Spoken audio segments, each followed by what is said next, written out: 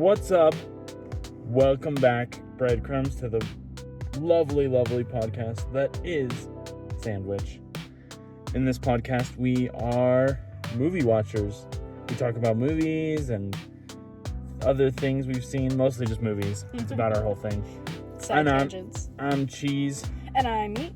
We wanted to issue a little bit of a trigger warning for this one because we watched the film Better Off Dead.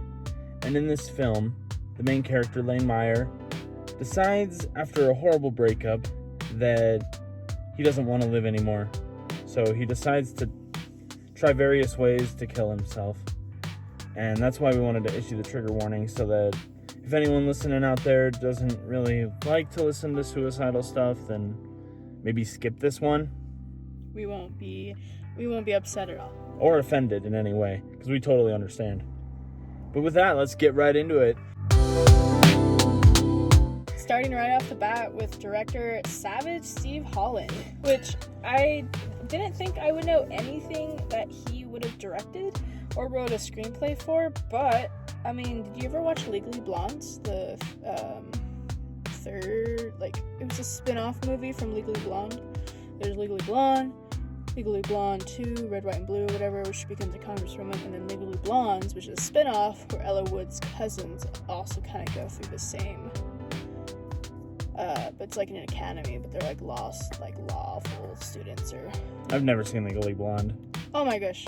We're gonna have to watch that come through. Because whenever people say Legally Blonde, I think of the one where the African American dudes, disguise themselves as the blonde chicks. That's white chicks. Oh. They're not legally blonde. No. They're white chicks. No. No, Legally Blonde was a spin-off movie. It wasn't the best, but it was a spin-off. He directed and wrote that one, but while I was kind of researching his other movies, I didn't realize there were Fairly Odd Parent movie spin-offs, and he directed basically all of them. Live-action Fairly Odd Parents movies. The ones with, Drake Bell or whatever? Or Josh Peck? Oh, probably, yeah. One of them? Yeah, maybe... Josh Peck? I think it was Josh. I think that the one who's named Drake in the show is Josh in real life. Really? And the one that's named Josh is Drake in real life. That would be really funny, actually. But I don't remember, so don't quote me on that, because I think I'm totally wrong. Well, let us know in the comments if we're on the right track with that. I may have watched maybe one of them, because I guess I do remember that guy always playing... What's his name? He was a very tall Timmy Turner. Yeah. Since he's always short in the animation. Yeah, he's the shortest. Elementary school age. I don't know why I always thought they were middle school, high school, but maybe that's because that was always the age I watched it. There's no way. I don't know. They're definitely kids. Yeah, I know. Because he has a babysitter. Oh, that's true. That's true. And it's the whole evil babysitter kind of thing. That's which true. is true because Vicky is actually pretty evil. Vicky's pretty icky. Yeah, that's why they wrote a song about it.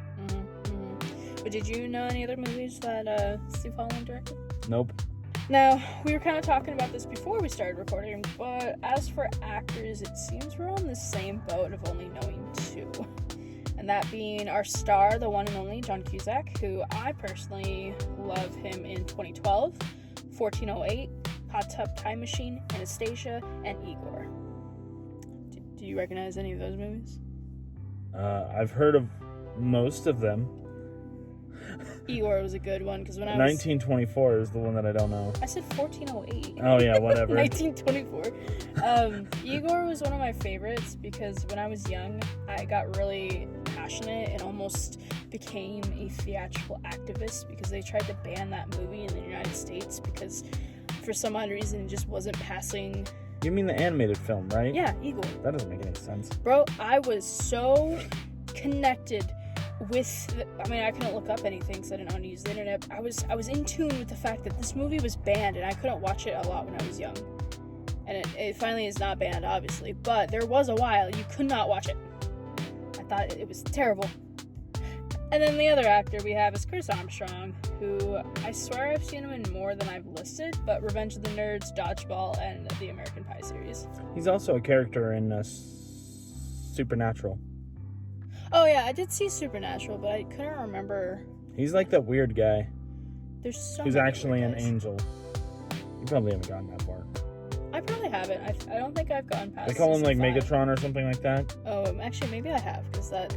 It's sounds familiar. it's not Megatron. I know it's by not the way, Megatron. because but, I know that Megatron is the Transformer guy, but it's something close to Megatron. yeah, I get what you mean. I remember it being something weird like that. Because I feel like it's a combination between Megalodon and Megatron, and I can never get the in between. So that's like where I know him from the most, is from that show. Nice. But John Cusack, on the other hand, he's been in a lot. Say Anything and Grosse Point Blank. I feel like his career, him as a young actor, stunning. Him as an actor in general, still stunning. But his like youthness. Oh, he was also in that one movie. What movie? The one where they adopt a kid. There's so many movies where you just adopt a kid. The one where he doesn't he adopt a kid who's like a space enthusiast? Or am I thinking of Owen Wilson? I have no idea. You know, I always got John Cusack and this movie mixed up with that one guy from Ferris Bueller's Day Off. Oh. Because to kind of move on a little bit, I actually have seen this movie before, but I thought it was Ferris Bueller's Day Off. I thought that's what I was mixing it up with, and for years Which means you were. Huh? Doesn't that mean that you were mixing it up? Oh yeah. Because you're like, I've seen this before. Yeah, because I thought, every time I quote, because I knew the moment I saw the boiled bacon, I was like, oh, I have seen this movie, but I've always been quoting the boiled bacon from Ferris Bueller. I'm like, that's not the same movie, so now I'm going to have to watch that movie to figure out what that is. But it gives me the same vibe. Also almost. a good movie. Yes, I do remember that's good. I just don't remember how it's different. But also, actually, it was before the boiled bacon. I got an inkling when I saw the car under the tarp that I was thinking, something's familiar about that car under the tarp that's parked on the lawn, and I just don't know what it is. And then I saw the boiled bacon. I was like, of course! So, yeah. Unfortunately, I have seen this movie. Or not unfortunately, but meaning, I can't discover this movie. A brand new reaction. Yeah. Kind of thing, Yeah. It's kind of nostalgic, though. I like that. Nostalgia's always good. Oh, yeah. It's very fun. This movie is, mostly based on the idea around teen angst, skiing competition, popular boy versus artistic goofball, all going for this one girl that he's grown up with, yada yada yada. Who can prove their knightship more? And watching it kind of reminded me, how he kind of is good at skiing, but he's not the best. He gets scared to do the K-12 slope. But it reminded me of how I went skiing twice in my life, once in 5th grade and once in 6th grade for what are those called, field trips. And I so wanted to be really good at skiing, but I was way too nervous, just kind of like how he was to go down the hills, to just do it. But watching I hate snow. I don't hate snow. I mean, I hate winter time, and snow is cold and wet, and I don't like it. I'll like it for maybe an hour, but I really want to get into skiing or snowboarding. I think that would be cool. Just for an hour, though. That's fair. Mm-hmm. I've never tried either, so. Oh, there was one time my dad did take me snowboarding, and I kept biffing it a lot and falling over, and I was getting frustrated that I ended up just sitting on the board and just riding it down the hill. Oh, jeez. It was really fun. That is really funny. My dad was just shaking his head, but he was happy that I was having fun. I didn't want to hurt my face anymore. Because this one time, not to go more on a side tangent, he was taking me to a park when I was young to go sledding. I love sledding. If there's competitive sledding, which I bet there is, I would want to be a part of it. And he made this slope to take his snowboard on, and he went down it, and I don't know, I think he hit a patch of ice because it was there for a few days, that it made him go too fast, and he did this weird flip and landed face down, and it hit him so hard, he hit himself so hard against the ground, his teeth went through his lip, not all the way, but a pretty decent amount of way, and there's just blood everywhere. And I remember I didn't go snowboarding with him till after that, so maybe it was just too scary. I didn't want to bust my lip open either. He was done with PTSD by that point in time. Yeah. On to our favorite parts. I love a good opening scene that's wacky and fun. I really like the open credit animation with, Oh yeah, the knight. Yeah. And the weird girl and... And I like how later on you kind of get a sense that those were Lane's creations, because it matches the same art style when he draws. And Lane's the main guy, by the way, because when he draws in the cafeteria, it's the same art style.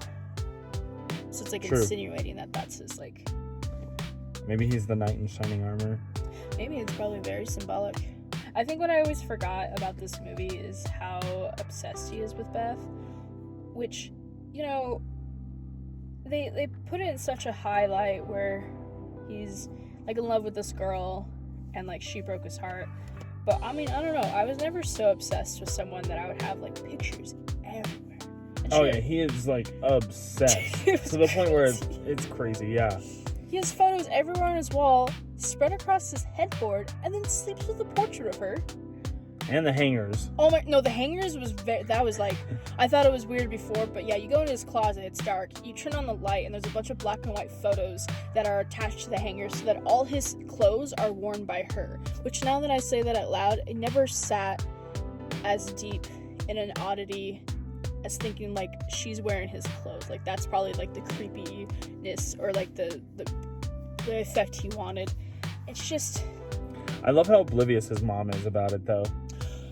They're all oblivious. His dad is just like, he's obsessed, and then his mom is like, obsessed?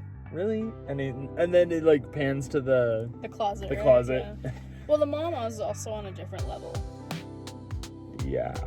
Yeah, she's a lovely lady. She's wonderful. She's honestly so wonderful. Oh my gosh. And then, you know, here's an interesting fact. I've been grappling with this for the last, 5 years, but apparently it's a normal thing before you take a shower to turn the water on to let it run. I've never done that. Nor have I. I just go in there and brace the cold like a real person. Like, yeah, I prove my strength and my courage. Maybe a small little squeal when it's cold, or like a flinch, but I brace it. I've heard it's better for your hair if you take a cold shower anyway, so... I hear it's better for your conditioner, like, something about your roots. It, like, doesn't... I don't know. There's something with it. You should do cool water with conditioner and then warm water with shampoo, not hot water. Like, apparently hot showers are a no-go unless if we're boiling our skin like lobster to get off that layer. And then also, did you notice he wore his socks when he went in the shower? Yeah, that was one of the things that were hated choices that were made. Just jumping ahead a little bit. Yeah. I was like, showering with socks on, I would never do that. That would be so disgusting. That's like your feet getting wet and then you not changing your socks. And then you walk out of the shower and think about how not all the water would have been able to wring out of your socks. Oh, yeah, but then you just have like a bubble of water. Like, you lift your foot up and then it kind of droops. No. I hate, like, this is the reason why I don't like winter so much, or spring, is because the moment between winter and spring when it gets really slushy, or the beginning of winter when it's too warm for the snow to stick, that slushy flooding of a life. That's what the sweat socks remind me of. It's like you can't escape the wetness. No matter what you do, no matter what shoes you wear, it gets through. I wonder if like with this movie, like my brain, I totally understand what you're talking about with the snow. But my brain was like focusing elsewhere for some weird reason. So I was thinking something while I was also listening to you. And I was thinking about it and I was like, they must have been in like southern central California in this movie, like where it's set. Just because it seems like they can go to the mountain relatively easily because their high school has a ski team. So they can't be in like southern California where there's literally no snow. Yeah, I think either there was a point where they said up north. I think they might have said like up north, because I was trying to... Oh, it was when, towards the end of the movie, Charles was talking to... it was when Charles interrupted an intimate moment between Lane and Monique, that he was talking about being up north and then California. And I don't know why. This is the second movie where I've seen snow and California be together. Or not second movie, the second occurrence. Another one was when I was reading the story. And I kept thinking to myself, and this is why I'm bad at geography. I don't know, landmark historical context. I didn't think California could get any snow at all. Well, when it gets closer to Oregon, it's more mountains than I guess that's fair. like beaches and stuff. I need to look at a map, apparently. Kids stay in school. Or you... Well, you probably never really looked at like one of those geology maps where it shows the curvatures of like hills and stuff. You know what I mean? Yeah, I have, but only Not when at it was... California specifically, I mean. Yeah, I have, but only of the state we're in. Yeah. Yeah. That's completely Because fair. all the other states didn't matter to me, apparently. I was like, eh. Plus, I mean, there are a bunch of mountain regions across the United States. So when you like put your finger on it to feel it, you know the ones I'm talking about. Oh, where you mean like actual 3D ones? Well, there's the 3D ones, and then there's also the 2D ones that kind of like show Yeah, I've seen the 2D ones. the colors. I would love to touch a 3D one. Oh yeah, the 3D ones are fun. But there's a lot of mountains up north in California, like when you get closer to Oregon. Yeah, isn't it like the Rocky Mountain? Is it the Rocky Mountain range? Is that what that I one have is? no idea. The Alps? I don't know. I know even less about that than I know about random garbage. So Yeah. It's not in my career field. yeah, I'm not a science major or anything like that. What is it? Geography? Yeah. No. Well, Would it be geography if we're like, forget it. I'm getting off on another tangent that I don't need to be on. Anyway, they're in California. yeah, they're in California. But the reason why I say central is because they're close enough where they can get to the mountains and have a ski racing team, but then also close enough to where it doesn't seem like that long of a drive to get to the Dodger Stadium. Oh, I didn't think about that landmark. I have no idea where the Dodger Stadium is. That's probably in LA. That makes a lot of sense. And I've even been to LA a few times. Would I know? No. I've been to LA once, but only like to all the famous spots people typically go to. You know, the Hollywood Walk of Fame and the Chinese Theater and all that stuff. I haven't really ventured out. I need to go back to California. I've been to the Hollywood Walk of Fame for 30 minutes because we were going to a Target there. And then we were trying to find the original In-N-Out because I wanted to try that. Oh, okay, yeah. But we didn't really stay there because it wasn't really our fad. But yeah. At In-N-Out or at The Hollywood Walk or whatever. Oh, okay, yeah. We've been everywhere else. I thought the feud between the paper delivery boy and the father was just really, really funny. With the window breaking. And I just didn't expect that to carry on to the son. And this is why I'm like saying the whole family is negligent. Because even the father just doesn't... Like, he knows that this paperboy causes him anguish. Like, it makes him wake up in a jolt, and he's always protective of the glass. So then when... Like, how is he not going to expect that the paperboy is going to be harassing his son? Or that moment when he's like, oh, they're following me, they're after me. And the dad's like, Drugs. He's on drugs. Has to be. It's like, what do you mean? Like, you know, this paperboy's crazy. I mean, he didn't even really explain why they were after him or who was following him. I guess that's true. He just said, they're after me, and then he ran upstairs. I guess that's fair. Well, I mean, you gotta know, like, maybe the paperboy never bothered the dad again. Plus, the dad should know he was avoiding paying the paperboy if it was, 10 cents per paper, and they hadn't paid for 20 weeks or something. Yeah, something like that. Because it always was like $2. Which, jumping forward, it was really funny when, what was it, prom night? There was a dance. And it was New Year's Eve. The New Year's dance. Oh, New Year's dance. And his whole horde of newspaper boys were like following him in the forest, and they would slowly pop out more, all the way to the end where then you see the newspaper boy. Like, I think that is such an interesting staple of it, which also interesting timing because when this episode comes out, it'll actually be New Year's Eve, I'm pretty sure, if I've done my math right. So this is such a fitting movie for the time since it's kind of around New Year's. Yeah, the Paperboy feud is really funny.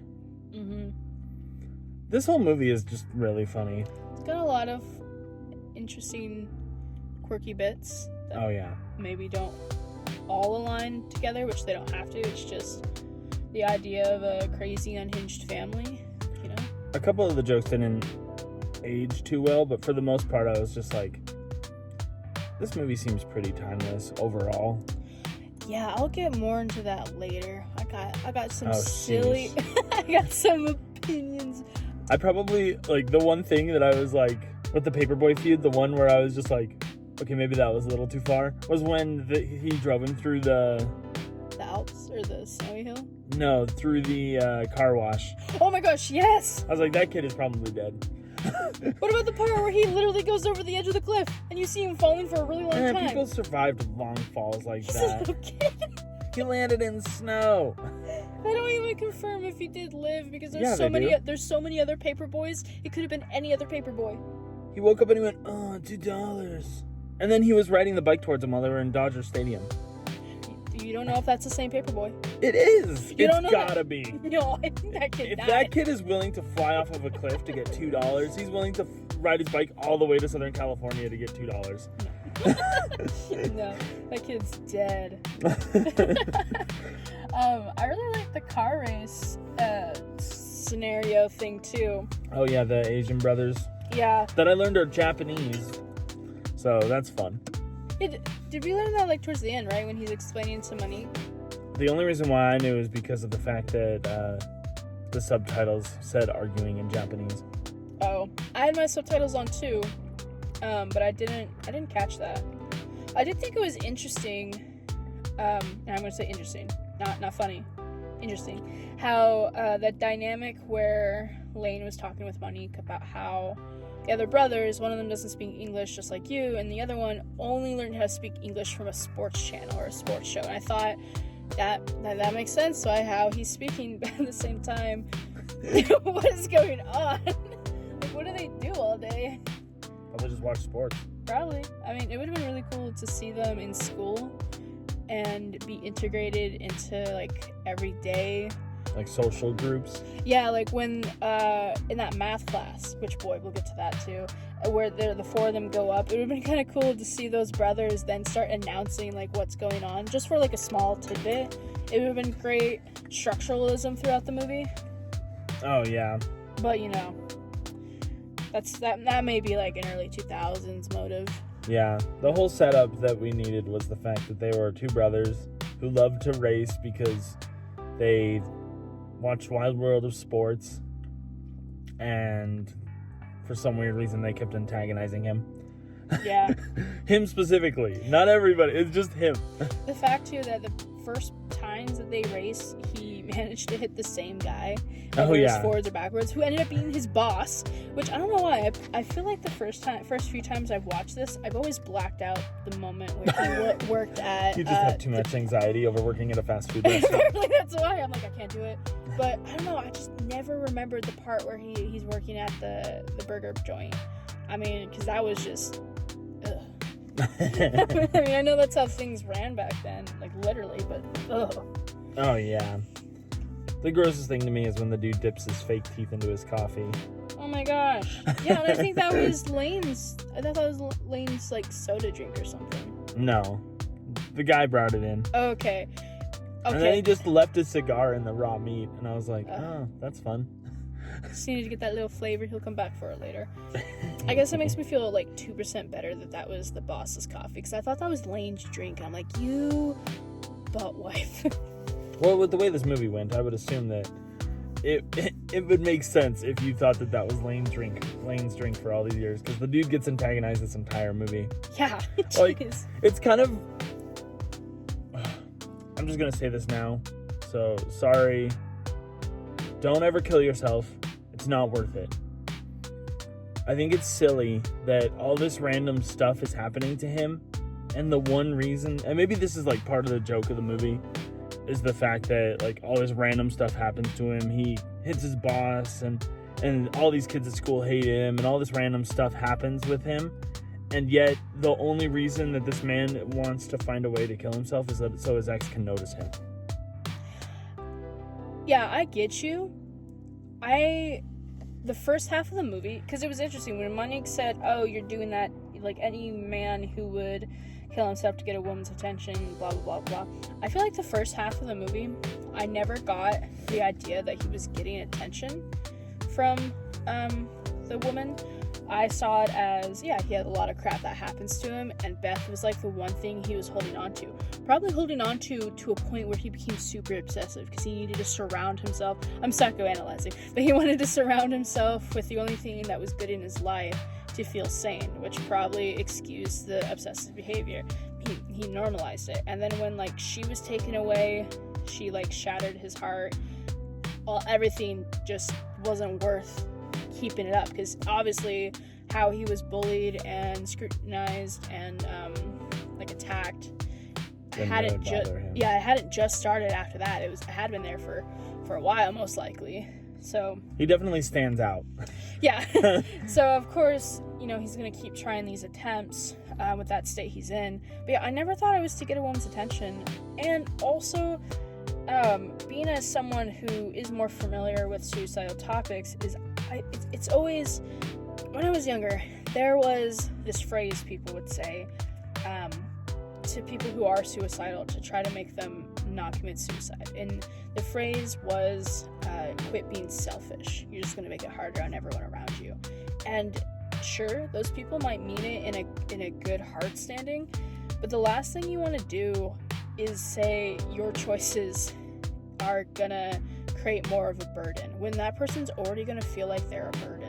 They're already feeling like they're not helping the world. So if you're helping that idea by saying, oh, if you also make this move, nothing you do will make it better for the world, like, it's really damaging. And I remember being so young and people saying that to my friends who felt that way, or myself who felt that way, and thinking, this is not helpful.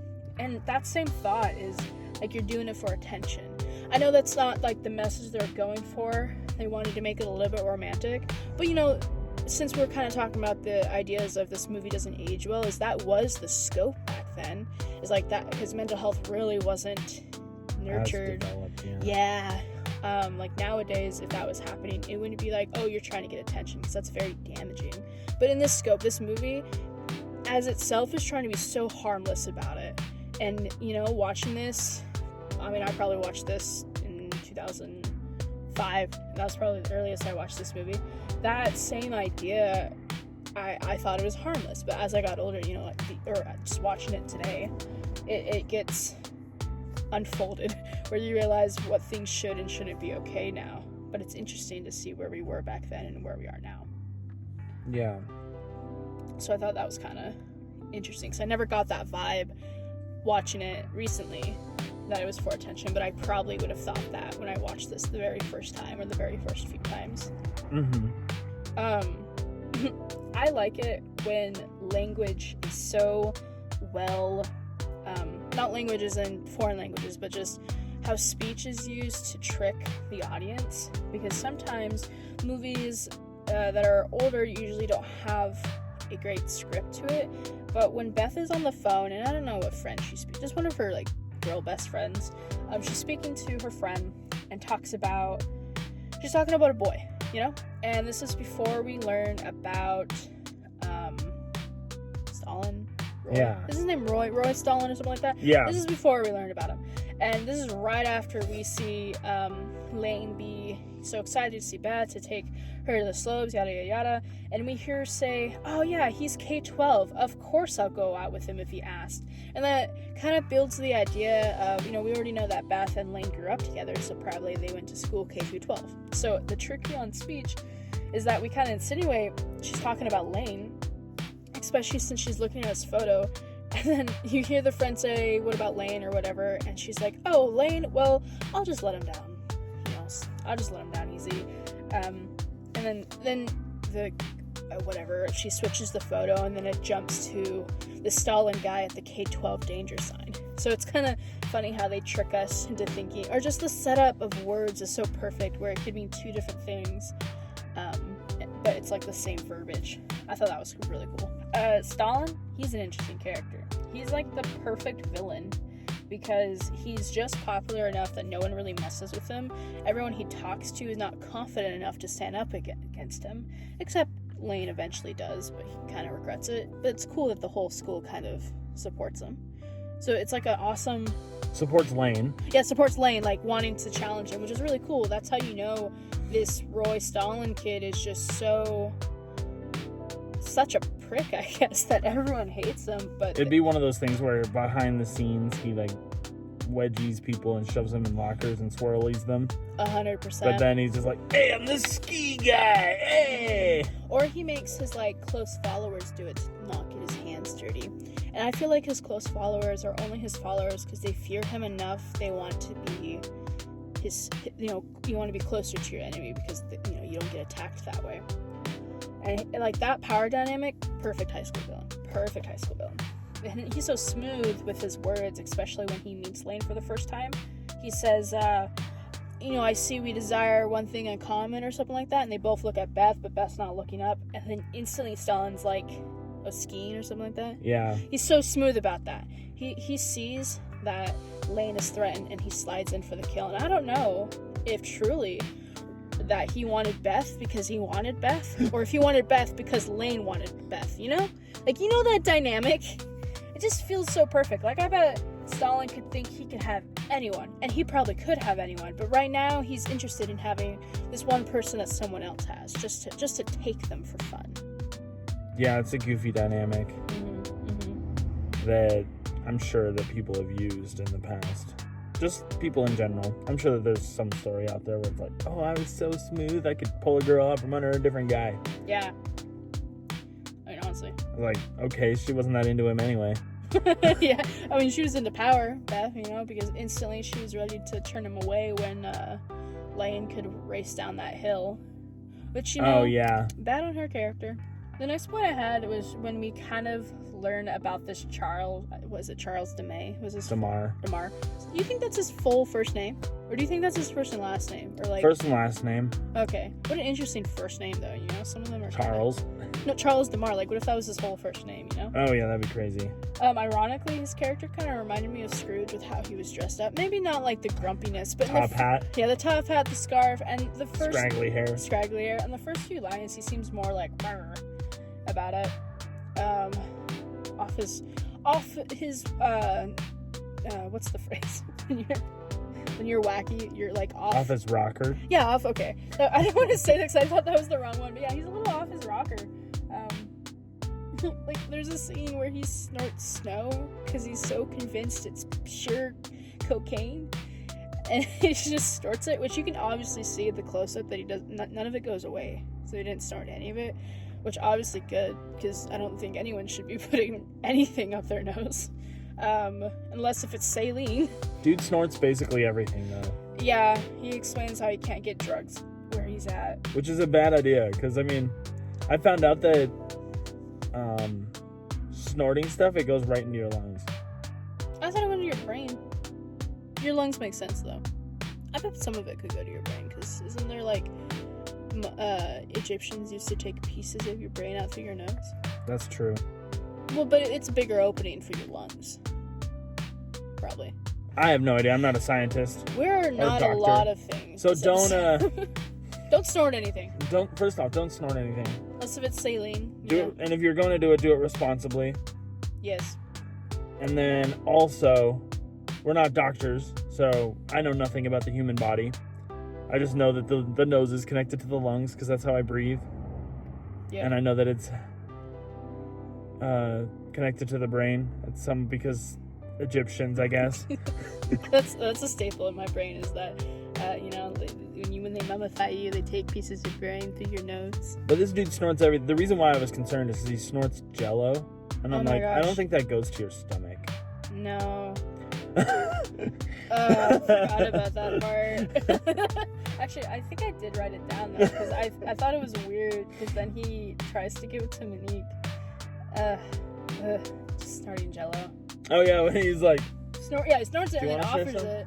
Yeah. Like, for Monique to be trapped between Ricky and Charles, the poor girl.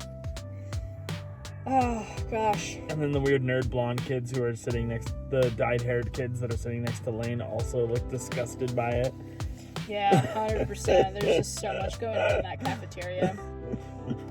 Oh my gosh. Right after that scene, or not that scene, but like the scene where we meet Charles for the first time, that's when we kind of see, going back to the races for a second, I thought it was funny, because did you notice when Lane is getting ready for the second race, he's putting on his gloves, right? Did you notice what those gloves were? Mittens, maybe? No. I have no idea. They were just rubber cleaning gloves where he cut the fingers off. So he could, like, the race against the brothers. Yeah, like, he could still have his fingers showing, because those were, like, racer gloves. But they were 100%, like, kitchen cleaning gloves. Fingerless kitchen cleaning gloves? No, he cut the fingers off, man. Yeah. But, like, it went all the way down to his elbow almost. Well, he has longer arms, and, like, they're stereotypically made for shorter arms, because they're stereotypically made for women. But, like, it was just flopping at the bottom, and I lost it. I was like, no way. Of course that's what you have for that. And then he uses his ski goggles as eye protection. Yeah, it's just... I feel like that would be terrible to drive in, because aren't those heavily tinted for the... Because the sun reflects very brightly off the snow. I would assume so, yeah. Maybe this is why he always loses the races. I mean, that's probably why he didn't see his boss right in front of him. Also true. Also, that was before he got hired. Yeah. I have a feeling that going back to the burger joint, when the boss meets Lane, I think that's the first time he physically saw him working there, because he's like, oh, you're Al's kid. So it seemed like it was a favor from his dad, but then when the boss finally saw him, was like, you're the pipsqueak. Gotcha. Nice to see you again kind of vibe. Which is an interesting dynamic, like, how do you just get a job without going through... Well, I mean, it sounded like his dad had connections. Yeah. And he was like, hey... Nepotism. My kid needs a job. Do you have any openings? And then he's like, yeah, I guess. And then he like, keeps him on even after the first, like, mishap. Yeah. Where he's just, like, dancing around in the kitchen and there are buns everywhere and the burgers are probably burning. That animation, though, really funny. Oh, yeah. That was one thing that I really loved about this movie. After, like, watching that again, I was like, there's so many different styles of animation in this. Because it was, like, there was your basic, just live action, right? And then there was the frame-by-frame animation that they used when he was in the cafeteria, like they would with old animated movies. And then there was the claymation, like California Raisin style, in the cafeteria. Oh, yeah. Or not in the cafeteria, in the burger joint. Well, there's also a cafeteria one with his drawings. Yeah, that's what I was talking about with the... Oh, sorry, my bad. The frame-by-frame animation, like classic cartoon style. Because I don't know if they've shifted... I don't think that they shifted... Oh, yeah, they wouldn't have, because it was 1984 or whatever when this movie came out. So they hadn't yet shifted to the point where computers were advanced enough where you could just do it on computers. So they were still using the frame-by-frame... Stop motion... It's like it looks kind of like a projector. You know those classic projectors except for that it like shines a light so you can see the frame before, and then you draw the next frame. Oh, yeah. Like it's all hand drawn. And then they just edit it into the movie so that it's like a little flip book. Yeah. So there's all sorts of different styles of animation in this as well, which was cool to see, considering that Lane is an artist. Like, I was thinking about that, about him and his character, and I was like, it's kind of cool that they tied in his art and his hobbies to the various things he was doing throughout the movie. Yeah, he's a talented kid to be able to play the saxophone. He's not the best at skiing, but he's good at it. He can draw art. I mean, he didn't work on the car independently, but he was into cars. He's got a wild racing, imagination. Like, honestly, could have been my best friend in high school. Oh, yeah. I want to talk about the mom now.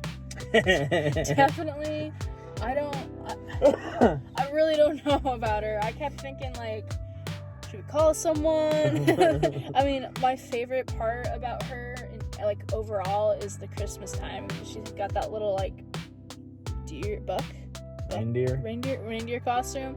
It looks so fitting for her, but then what she gets her husband is the aardvark coat, and then the neighbor also has the same one. I'm like, man, is the wife also kooky? But then her cooking, boiling bacon, why did it turn green? I don't think it would technically turn green if you boiled it. It would probably just look different. So. And then the Jello that just walked away. Oh yeah, her raisin creation that got wet in the mail. Yeah. Like, what did you put in there?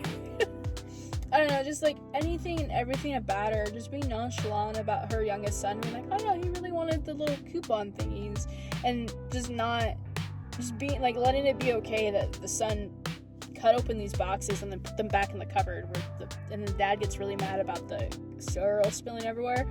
I'm like, their Ziploc bags were a thing back then, or like any type of bags. You could have, what about like those containers that you could pour cereal in? I would have done that for the son to just chop off the coupons, but to put them all back in the cupboard?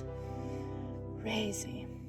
Well, maybe they bought it, and then he was just like, it's time to clip the coupons, and then he clipped them before they had the chance to pour it into anything, because he seemed very enthusiastic about everything he sent in the mail. But the mom was well aware that he had already cut them. She could have, well, maybe she personally in this movie could have, but any person could have just put them in a bin or something. Container. Even in a Tupperware container, like an old butter container or something. I don't care. I love that Lane is like the only dude who acknowledges what his brother is doing. Oh my goodness, yeah. And when he tries to call him out on him, and the brother's just like, alright, puts on these goggles or sunglasses and then shoots the box with a laser. Like, dang. Or like near the end when he's, when they're like about to fix the car, and he's like, my brother's making a spaceship out of household supplies. That'll probably work. Yeah, and then in the ending credit, we see him blast off, destroy the whole house with his rocket. And his parents are just standing there like, what just happened? Going back to the negligence thing, they literally don't acknowledge that the son is doing these crazy things. Especially, like, how did you not notice he's building a rocket? You never care. He was never down at dinner. Ever. All the scenes of them eating, the youngest son was never there. Plus, how could they not notice, like, 7 risque girls just going into the house and into the bedroom? Maybe they were just all so concerned about Lane that they just didn't pay attention to their other son. Even then, like, their solution for finding... Well, okay, when he tries to kill himself through carbon monoxide poisoning, like through the car engine running, oh, yeah. and he goes through the garage door. Sure, the parents saw that. If they chose to acknowledge that that was, like, him trying to, like, off it, you know, whether or not they acknowledge that as a cry to help, what is the father's solution? Oh, you're gonna go on a date with this one girl down the road, and you're gonna go on it, no ifs, ands, or buts.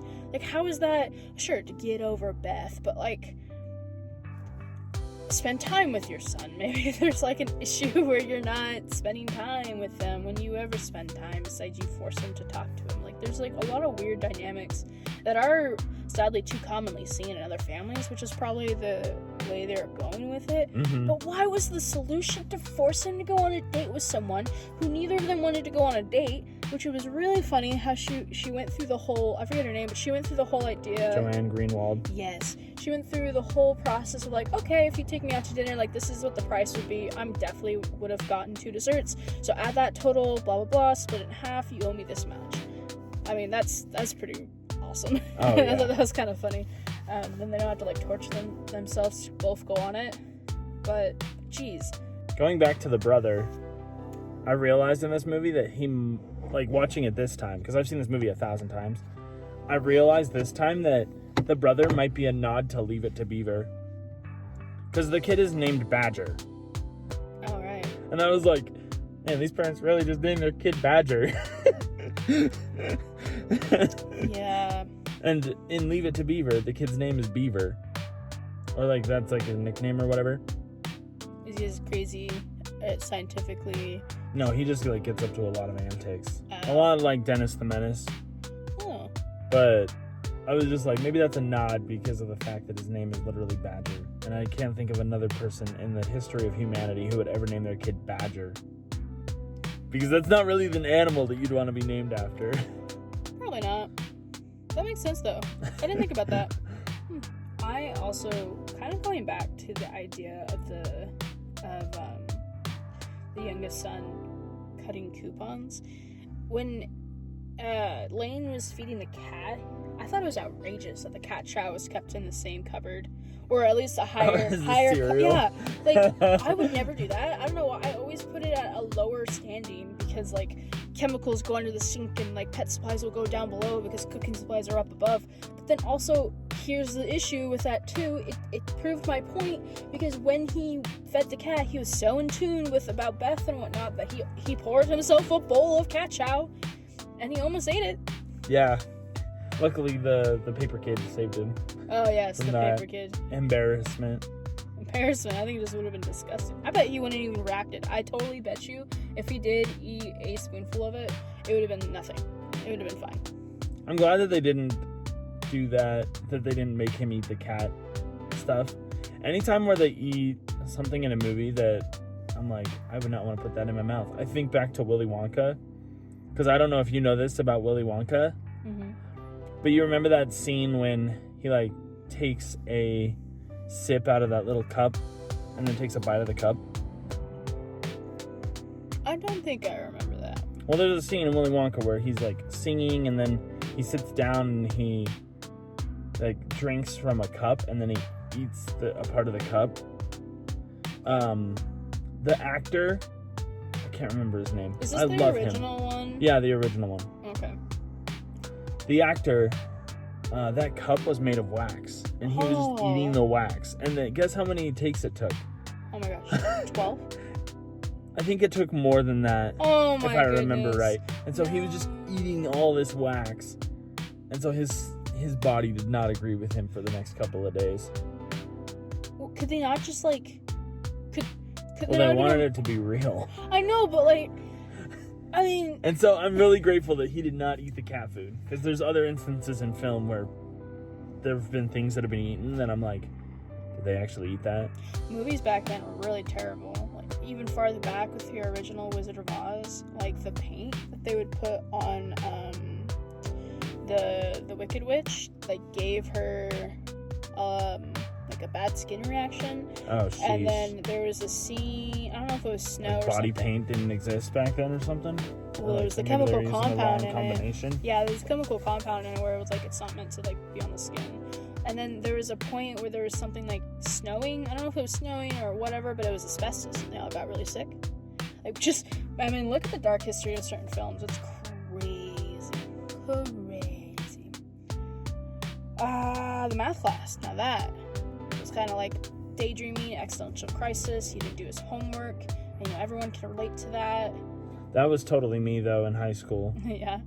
I would be like, cool, who did their home? I look around the room as everyone's pulling out their binders and all this random garbage. And I'm the kid who's just like, well, I didn't do my homework. I loved how they went as far as to show how each student had a different method of providing their homework. Like, one person had this weird metal cabinet apparently just tucked File away. folder thing, Yeah, and they like spread it out. I was just like, geez, and how super excited each and every one of them were. Which is great. So glad students were that excited, but to emphasize how much he's out of the loop with the rest of his school, which was an interesting effect. But boy. Oh, with the drawing he does too, when he's in that daydreaming state, when apparently him and Beth shared that intimate moment, which kind of just shows, like, I don't know how educated they were about sex education, but then he draws he like puts a triangle in the background and he has a circle inside the triangle and then he like points at the circle and is like baby, and then there's all these other equations around it. Oh yeah, he just draws a pregnant person on the blackboard with like math elements all around it. It's really funny. and everyone's like, Well, then he yell I'm sorry too. Yeah. Just such a funny concept. I have such a hard time with the math class, and maybe this is part of the reason why I never really understood. I don't think I'm that smart. Mm-hmm. And so I was like listening to the teacher just talk about geometric concepts, and then everyone going, I was like, please shut up. It's not funny. Math is not funny. I think that's the effect that they're going, is that there's no one this entertained with it. I think the effect was they wanted the audience to feel like Lane did. So, like, out of tune. So they use the social cues of everyone laughing, even though it was a stupid thing to laugh at. Not that it was a stupid thing to laugh at. I'm sure there are people who love math enough to laugh at math, but... I don't know, man. I've certainly never met anybody who loves math enough to laugh at math. Yeah. Shortly And after, if anything, it would be like a chuckle, like, math is so funny. You know? if that.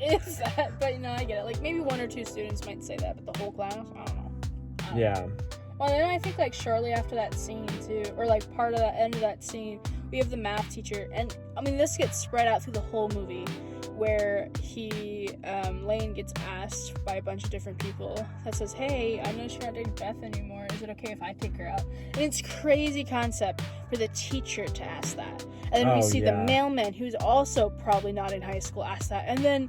thinking Barney Rubble. Yeah, from the Flintstones also come out and say that. Like, what is going on? It's just, like, I guess one of those interesting tropes that, like, oh yeah, everyone goes after your girl once you're not together. Like, they're just waiting or whatever. Mm-hmm. Oh, what weird. And then, right after that scene, we have our favorite mother cooking a lobster squid. Oh, yeah. Like, what? Where? How?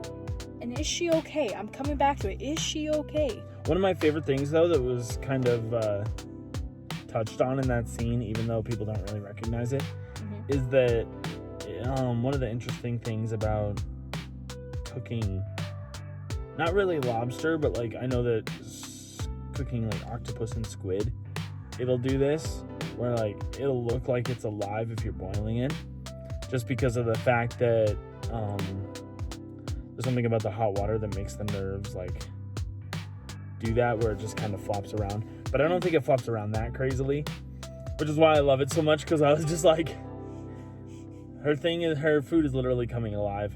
Yeah. Yeah, don't get me. The only normal meal she made was the French one. I mean... Even that really wasn't that normal, because I just had French fries and bread for dinner. No, see, it wasn't French fries, it was French fries. Like, so I was looking at the subtitles, and literally it was like F-R-A-U-N-C-H.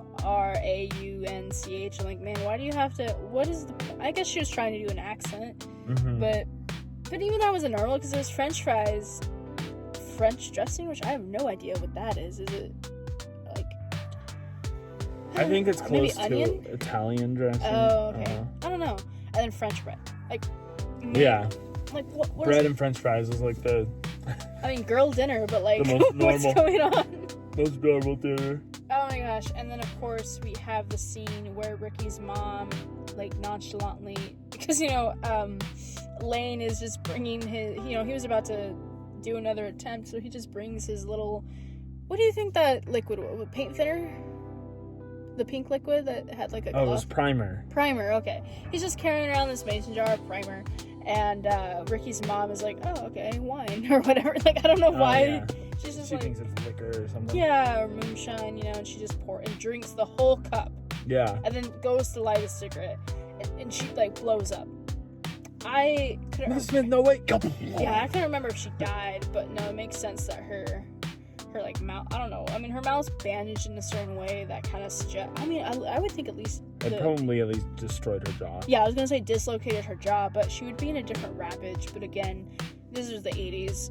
Who really knows, like, if anything was being accurately done. You want to hear something funny about that? Of course. When I was a kid, I thought that she just had shaving cream on her face. Oh my god, no, literally the first time I saw her, and it was on the doorstep, I think, I was like, why does she have shaving cream all over her face? Like, thinking, definitely, Ricky's mom is the type of character that you would definitely see just randomly with shaving cream on her leg, like, trying to shave her leg, or shaving her, like, whiskers or something like that. That just feels like a trope for her character, so I was like... That's bold. Like, why is it on her face? Yeah, Not even realizing it was bandages. No, I felt that too. Even, like, yeah, 100%. That's what I thought. And I'm like, oh wait, yeah, her face is messed up, because we don't see her right after. And we see Lane driving Ricky and Monique home, or no, to school, which is a weird concept. You only see that one time. But man, Ricky's mother is she's definitely a hoot. Yeah, she doesn't deserve the adjective lovely, that's for sure. They're just kind of a weird family in general. Oh boy. Indeed. Which we'll talk about it a little bit later. Yeah. The one thing that I loved is that, like, it made me think of Harry Potter, which is why I loved it. When they make the challenge for the event of the movie that has been building up. I think that you're about to talk about, right? Mm-hmm. And then the guy comes over the PA and just goes, Oh gosh, yeah. by the way, Lane Meyer will be racing Roy Stalin on the K-12 at high noon. Well, that's on the Sunday. The brothers, right, from the race? You think that's the same guy? No. Oh, it should have been. This is what I'm telling you. That should have been the same guy. It would have made more sense. Yeah, but I mean, they probably wouldn't do, like, PA stuff. I don't know. It would make sense to do, like, PA sports announcements with them, just because of the fact that it would be kind of a funny nod to the fact that he watched Wild World of Sports, and that's how he learned English. Yeah. But they obviously didn't do that. No, give it 20 more years. So, yeah, when they decided to remake this movie... And so I thought that was funny because in my brain I was thinking about Harry Potter and about how Dumbledore is like visiting him in the hospital, and he goes, "You went through some pretty crazy stuff, Harry. So naturally the whole school knows." Oh. And I was just like, yeah, the whole school knows. Yeah. Especially when he's like, okay, just keep this in between us. Not even 5 seconds later, the announcement's on there, and that's crazy. But yeah, like we were talking about earlier, it was super awesome to see the whole school be super excited about this. Oh yeah. But They love again, their ski racing team. No pressure, right? You know, like, Yeah, no pressure. exactly. Speaking about that event, it was super interesting to watch, like, Monique kind of help him, but I didn't realize till the very end when they were about to do the event that they were training literally the morning before they were doing it, because literally he goes on to they separate or whatever, and then the newspaper boy comes back again, and somehow they're at the bottom of the hill, but somehow the newspaper boy chases him all the way up the slope. So I feel like where they were training is way lower than the slope, because I feel like the K-12 slope connects to where the middle ground was. So the mapping of that, I honestly think that they might have been on the back of the mountain. oh, maybe. Oh, yeah, like it's a more of an easy slope versus a drastic slope that probably curves around. That makes sense. That makes sense. Just like getting him used to the feeling of going down these slopes. Yeah. But no, it was crazy. That was all in one day because they spent the previous day working on the car. Yeah. And then him racing on one ski. I also loved before we get into Yeah. I also loved their date. Oh, I totally forgot about the date. The huge reason why I love their date, so Lane ends up going on a date with Monique near the end, and he takes her to his restaurant he works at and makes it kind of this cute romantic thing. The reason why I love it so much is because, one, it's totally something I would do. Two, I actually saw this post that was like, this woman complaining about how a man didn't take her to like a 17-star restaurant or whatever, and I'm over exaggerating. I know that that's not an actual thing, but I remember that one of the comments said that I'm not trying to dog on women who want like that finer lifestyle or whatever, but it said that there was this comment that said that women should be more appreciative of the man that they have and like be okay with him being chill, because they went out on a date with a guy and he took him to McDonald's but made it kind of like romantic and had like a tablecloth set up and candlelight and this whole thing, and they were at McDonald's and he treated it like a 5-star restaurant, and so it was like more that she was there for the man than the meal. Yeah, it's not the value of the food, but the value of the experience.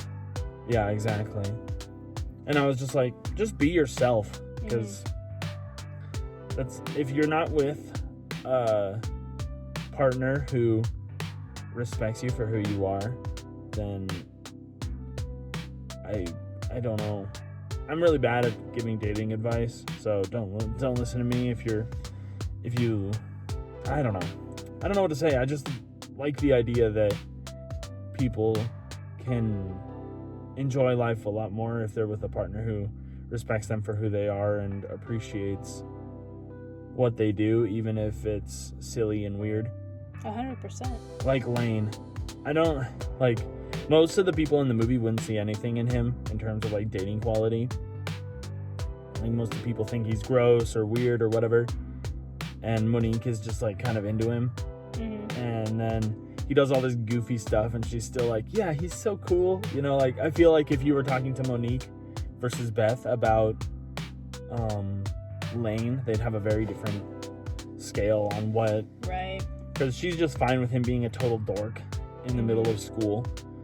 Like, probably chuckled a little bit when he, like, stood up and yelled at a piece of paper in the middle of the cafeteria.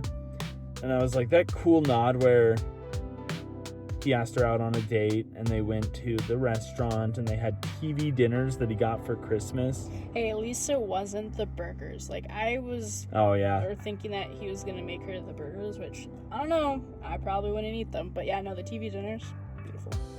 She's probably never had those, too, because I know sometimes, depending on where you are internationally, like, American food's very different than Britain food or, you know, food in France and whatnot, that they ban certain things. So I bet this would have been literally a very authentic experience for her. Oh, yeah. What's more American than TV dinners? That's true. And then I love that he let his get cold while he went and got his saxophone so that he could play for her. Oh, and I was goodness. like, man, this guy's a legend. I don't understand why Beth didn't, like, see more in him, you know? She wanted, like, a bigger ticket prize. She wanted a better arm candy. Yeah, that's true. Which is why one of the other hated choice I wrote down was Beth being a simp. Because she totally simped on Roy Stalin, and I was like, you're already with such a great guy. Yeah, literally just happened. Dude who wants to give her all of the attention, which is what I assume women want, is attention. And he, like, maximizes all of the attention on her. And it still wasn't enough for her. Yeah. She, you know, like, I think she's definitely the type of person who wants to be ignored a little bit, because then it makes her feel like she has to try more. You know, I feel like that's the vibe that Roy Stalin kind of gave her. Is like, oh, if I just ignore you a little bit, and whatever power that's giving. Yeah. That's probably exactly what she wanted. Okay, now we can go into your thing. Because I've said everything. You said everything? I said everything I wanted to say before we get into the nitty-gritty of the final day. Unless you were going to say something else, too, about the date and... No, it was really... I really liked the saxophone playing. I thought that was really great. And I also love how Monique and Lane's relationship kind of developed throughout the movie. The second half. I mean, it was kind of there in the first half, like she would give him glances and stuff like that. Oh yeah, her day one of being there, she looked out at him. And he was just like getting ready to go ski with Beth. And then like them at the New Year's dance where she was just consistently shaking his hand like, please help me, get me out of here. Right, like, please. And then them talking while she's throwing the softballs at the sign. I think those were lemons. Because there's a lemon tree. I thought there were softballs at first, but then when it pans out to Lane looking at her, you see a lemon tree. Oh, okay. And then you kind of saw juice on the thing, so yeah, I think it was lemons. Either way. Yeah, she's still throwing them, which, like, 95% accuracy each time. And I love that he tried and then just, like, shattered some glass somewhere. And then quickly ran home. Yeah, some things he's just not skilled at. I guess part of that final day that I enjoyed was we have this awesome battle between Ricky and Lane for Monique, and it's just like, I don't know, just two knights fighting, I guess, and Ricky ends up getting pushed onto his mother, pinning her down, which is kind of funny. Oh, yeah. He's just laying there. And then Lane over here just, like, picking Monique up and going. He's like, nope, we're going this way. Like, come on. It'd be faster if I just scared you, kind of thing. But what was funny about that scene was when they climb into the car, it is not logical at all that Lane would have been able to drive away in his Camaro wearing the ski boots. Those are too clunky for the space that is normally at, like, the pedal area of a Camaro.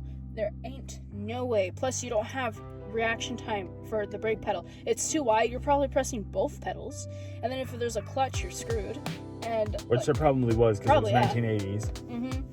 So it just gone down the drain. Down the drain. Terrible. I love, to kind of go back to that scene before, like, they're racing, and then kid comes and is, like, being a bothersome dude to Roy, and then the kid being the newspaper kid, and then he gets, like, flung off the cliff, and he's like, $2. Like, he Those just were probably his broke last his leg. words. If he broke his legs, there's no way he could have. Broke his arm, whatever. Nope, that wasn't him at the stadium. It was. I'm telling you, that was one of the other boys. Maybe he just sent him. He's like, go. Carry on my legacy. And then he Get dies. the $2. But I love, I've seen this movie thousands of times, so I'm gonna say that one more time before I throw out this one. I noticed in this movie that they do something interesting that I hadn't noticed before. At the end, when Lane, like, is so caught up in all the excitement of winning and getting the chance to, like, yeah, I did it, guys, I did it. He, like, instinctively just, like, kisses Beth.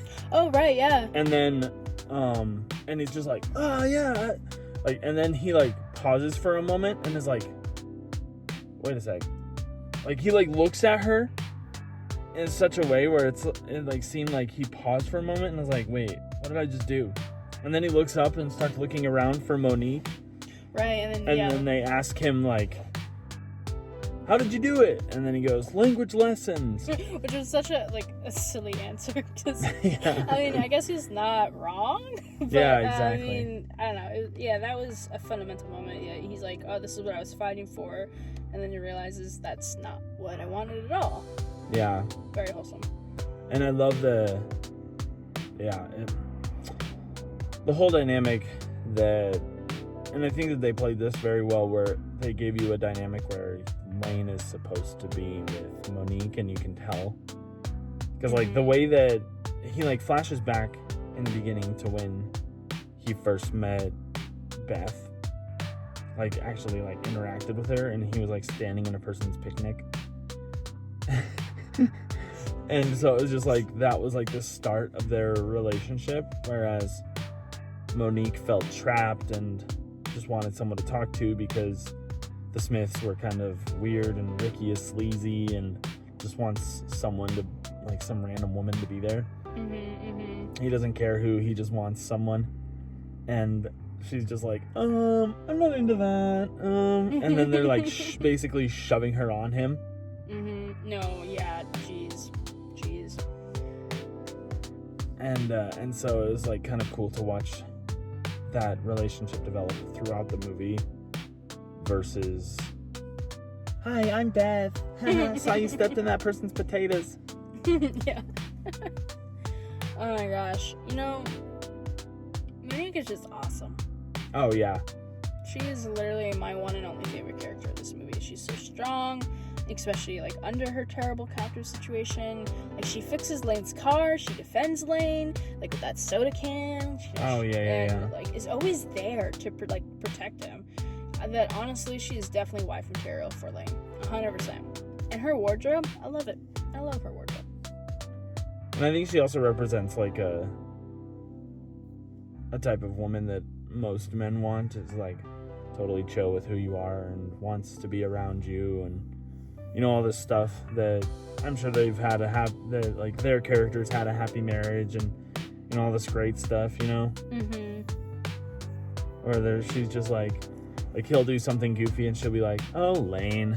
Yeah. Not in the same way that his mom does, but, like, in a way where it's just like, you're silly. I love you so much, you know, kind of thing. Right. And it's just like, I don't know, there's just something about that, like, it's something that I want, you know? It makes me feel like maybe that could happen, you know?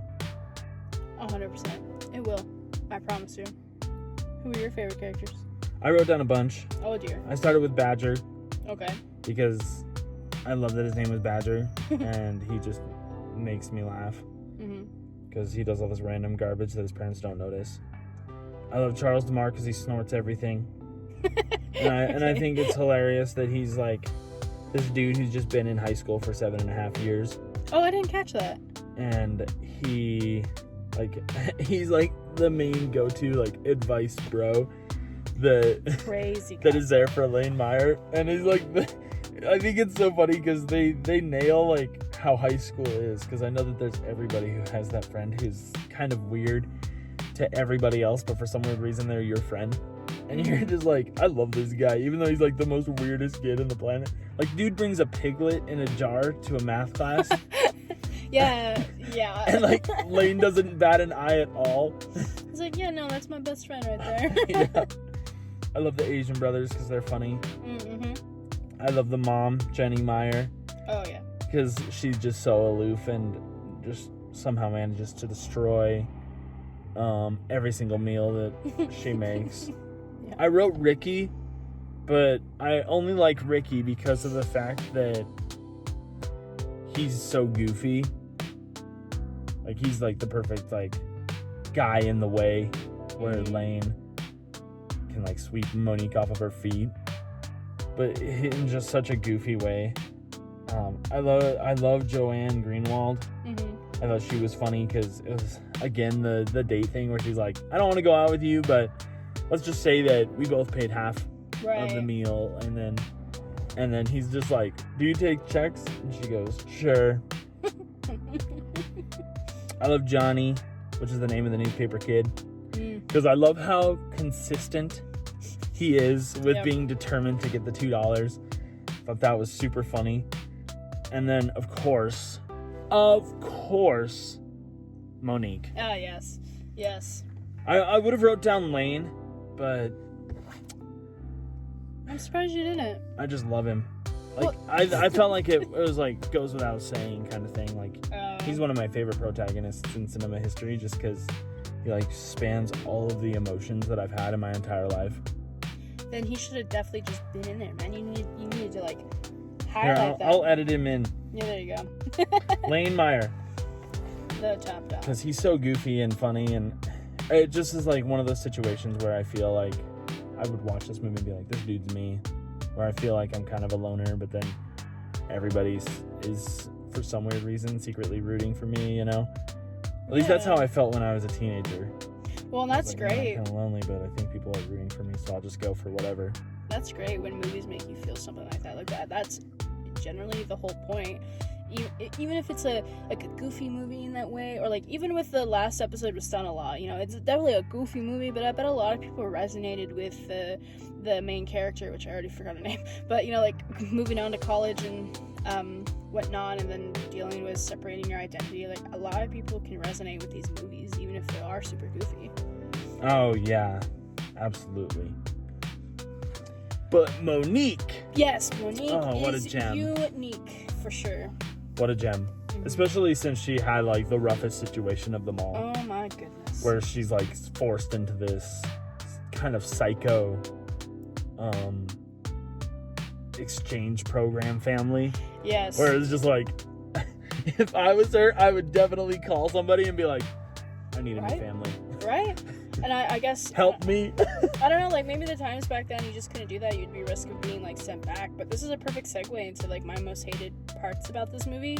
Is that really, like, Ricky's mother just tried to, like, basically pimp out Monique. Like, oh, this is perfect. My Ricky has her own little girlfriend, or his own little girlfriend. Like, they don't have to speak English to communicate. They got the international language of love. Yeah. Like, oh... Like, you, come on, like, why are you forcing this? You're like, sure, Ricky's really not my favorite character, but also part of it is just how his mother, like, raises him and, like, says, these are the things that are okay to do, Ricky, when it's not. But it's, like, because of the parenting of the mother that he like, does these things. It's like, you really shouldn't upset mother. Like, that trope of him is, like, iconic for his character, but just at the same time, like, you're objectifying Monique, you're seeing her as an object, and like a lot of things are just going wrong here. That's part of the reason why I like that at the end he just kind of just left his mom laying in the snow. Yeah. Good for him for that. Good for him. My other, like, really hated part about this movie is that I noticed that it's rated PG. Yeah. And not only is there a covered sex scene, talk of drugs, grooming, sheer nudity, having someone being held against their will, child endangerment, and debatably death, but there's also, like, a lot of violent behavior. Why is that PG? I honestly think it's because of the fact that this movie isn't well known enough to be like, oh, we should probably re-rate this. You know? Because it seems like it's the type of movie that, like... Oh, it's early enough, too? Well, yeah, there were a lot of movies in the 80s where it was like, this is PG. Yeah, I bet if it got released in 2000, it'd be PG-13. I would guess PG-13, Yeah. That's like a wider range. You can get away with a lot with PG-13. It would definitely not be R. No. You really have to have a lot more to be R. Yeah. But anyway, it is kind of crazy that a lot of times the movies in this era were rated PG just because of the fact that, like, the rating system was completely different, and it's really interesting because you would think back to these times where you would assume that morals were higher, you know, like it was still like being modest was like one of the absolute most things, right? And they show a scene in this movie where Lane just literally rips off a woman's clothes. Yeah, and her undergarments were basically see-through. Yeah. Like, what is going on? And so it was like very like when I saw this that it was a rated PG, I was like, wait, what? There's a lot of stuff that happens in this movie. Even the girls in Badger's bedroom, like, they're wearing lingerie. A lot of them barely have anything lingerie on. and fishnet stockings, all this stuff. PG my butt. And so it was like one of those where I think that it just went under the radar because it isn't a well-known movie like The Terminator and all these other movies. Right. That are just like, wow, that's so iconic, you know? Because the icons always get the worst rating, whereas movies like this, it's like, it slides under the radar just enough to where no one's like, yeah, we're watching Better Off Dead, and then all the Karen moms are like, just don't know about this movie because they've never seen it. I think in general, can't complain about it. With just the title, it shouldn't be PG. Like, usually PG movies, they may deal with, like, death. Like, all dogs go to heaven. Like, of course a dog dies. But, like, the themes of death isn't super grabbed onto because they're going to heaven. It's just not that they're not there anymore. Yeah. But, like, man, imagine a kid, or imagine, like, there being a library that only has PG films, and a kid, like, oh, I can watch this one, takes it home to watch him by himself because the parents are like, oh, it's PG, you're fine. And then they come back to give them lunch and sees the scene where, like, the cheerleader gets her clothes ripped off, or there's lingerie, or there's someone, like, trying to off themselves. Like, also, if that's the way that their uniforms are, the high school needs to rethink how they design their uniforms. If they came off that easily. Because it almost, like, slipped off of her like a sleeve, you know? It reminded me of, like, the rip-away clothes. Oh, yeah. Like, they would rip away the pants or whatnot. Yeah, that, like, people of a certain entertainment job use. Man, I mean, I even, like, those being my hated choices, I think the only thing I would actually change is the whole grooming idea. I mean, sure, like, we talked about a lot of things you can get away with back then, but just the whole idea of grooming Monique, it just made me so uncomfortable. And I think there would have been a better way to have that effect that they wanted without suggesting that grooming was okay. Because no one acknowledged how, I mean, sure, they're like, oh, that's a little odd, but no one stood up to it, you know? They're like, oh, haha, you know, blah, blah. They kind of, like, supported the idea. But again, you know, like, talked about how the intention wasn't to say, oh, grooming's good. It just wasn't acknowledged. I guess I'm just trying to grasp what you're talking about. Oh, Monique was groomed because basically, like, she's being set up to be Ricky's girlfriend. Like, they forcing them to always be together. The mother is not, like... okay. Usually, I thought you meant, like there was... Never mind. I'm not gonna say it on the podcast. Usually grooming is like an older person, but it can. Well, technically, the mom is like grooming Monique to be specifically with her son. Oh, it's just like an absolute like setting you up kind of thing. Yeah, like you're usually it's more manipulative. Like Monique obviously wasn't falling for it, but usually stereotypically you see like an older adult who convinces a teen or someone underage, could be even super young, to be attached to them and be like their partner, their like one or only. So usually it has a sexual nature to it. That's obviously not legal. And you know, this kind of has that vibe. I did talk about like Ricky's mom pipping her out basically to Ricky. Mm-hmm. And like they're just being forced to be together. Ricky's all for it, you know, obviously.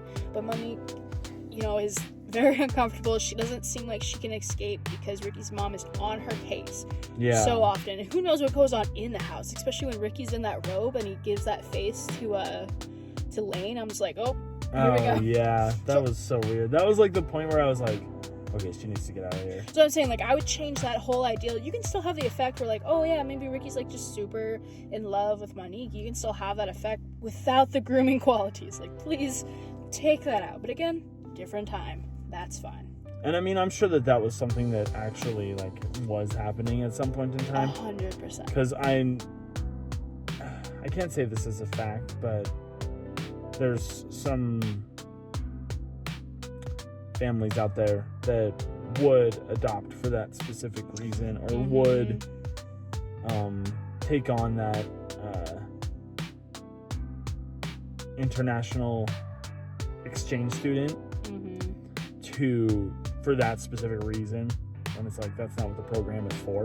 Right. Different times indeed. Still happens to this day, but luckily they're better about doing interviews and checking in on exchange students, and now that we have like the technology that is way advanced, so we don't need to run to a plugged-in phone that literally could be cut off by anybody in the house. Oh, scary times back then. Scary times. Did you have any bits you would want to change? Not really. I just love this movie overall. Yeah? It is really goofy, and I love that like it plays into the goofiness of it, because it's like, and I think that maybe that was the point that they were trying to make back then. Oh yeah. That wouldn't play out probably as well now, where it's just like, you shouldn't kill yourself, so we're gonna make a joke movie about it. Yeah. I mean, I think it's a good film, especially for the 1980s. I could 100% see putting it on as background noise when sleeping, because I know a lot of people do that. They put on a movie while they're sleeping. They need that background noise. Or even just working on a project or homework. Like nothing that needs indefinite attention. You know, something that you could just kind of tune in every once in a then. My personal rating, just how I've digested this movie, you know, it's like when you know how when you get new shoes, and the more you wear the shoes, the more it wears down? Yeah. That is how I feel with this movie. I've worn this movie too much, so the value and appreciation I have for them is going down. So I'm going to give this movie a medium, and I think that's actually I think I've given other movies medium, but this one is probably like the low end of the medium. Like maybe they didn't fill up my medium popcorn all the way. They kind of gypped me on a third of the popcorn. But I think this movie has run its course and might no longer be a movie that I seek out to watch in the future. But it's going in the vault for sure, as a movie I used to really enjoy watching. Yeah, most of my ties are to nostalgia, which is why I would totally eat an extra large popcorn, you know? Nostalgia, and it's just so goofy that I just kind of like tune out all the serious undertones. Right. That are in there, which could be a benefit or a bad thing, I don't know. So I just will probably just stick with loving this movie and keeping on watching it every year, you know. Good, it keeps the memory alive and like that thought, like from the movie Coco. If you forget about the person, they disappear. You're gonna keep this movie alive. Yeah, and like just keep remembering that suicide is never the answer, and that even though you might be going through some hard times, there's solutions and programs, and I know that not everybody on the receiving end of the suicide hotline are the people that you want to talk to when you're feeling that way. But there's always somebody that you can reach out to if you're having these feelings that sometimes come into your life. They came into mine for a brief moment. So if you need to talk, then talk to somebody who you trust to want to keep that drive to keep on living going, because I promise you suicide is never the answer. But fun movie overall. Yes. I will give it that. Well, that seems to be all the time that we have today. Thank you, Cheese, for another amazing episode. And thank you, Breadcrumbs, for following us on this trail. Tune in next week, or should I say next year, for another blast to the past with Dennis the Menace, speaking about it. I think it's definitely a good movie to start out with the new year, especially since you had said you didn't think you've seen it before. I have not seen it at all. Yeah, so gosh, I don't think I haven't seen it. I definitely haven't seen it. This one is a nostalgic one for me. It was one of those where I'd look at the cover and be like, So now I'm gonna definitely make you watch it. It's definitely on the vibes of Home Alone, but not Christmas time and not Home Alone. Yeah. Anyway, guys, thank you so much, and we'll tune in with you guys next time. Love you. Bye. Bye.